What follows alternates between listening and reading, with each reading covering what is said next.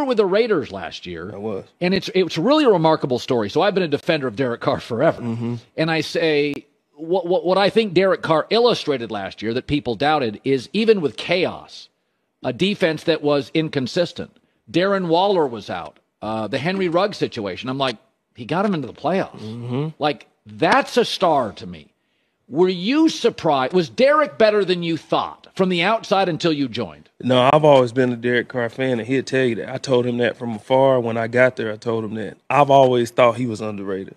I've always said, anybody who knows me knows I've always said Derek Carr is underrated. Ask my son, my friends, anybody knows I've always said he's underrated. I mean, you don't have that many fourth-quarter comebacks or game-winning drives and not be special.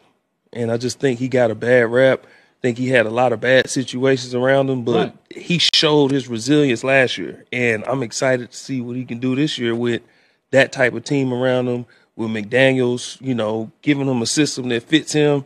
I'm excited to see what he can do. What was it like to be a Raider last year with all the noise? I think what that team did was remarkable. I think it's a testament of the character of the guys in the locker room. Those guys band together from what was coming out of the locker room, the message in the locker room, hey, we have to do this. And I just want to give a shout out to Rich Bisaccia, what he was able to do.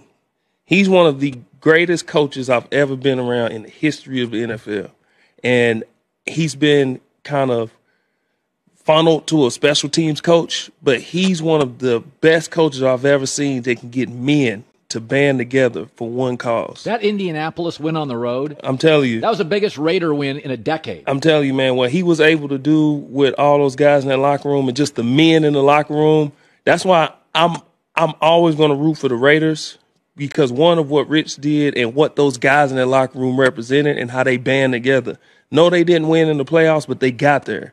And if you look in the history of NFL, if something like that happens to most teams, they fold and they break down. But those guys, how they would play, and it's not like they were a group of vets. Those guys, Max Crosby going to year 4.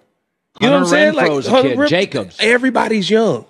But also, when people question Derek Carr, go back and look at what he was able to do last year as a leader. If your quarterback is in place and he's rocking, your team can go. And they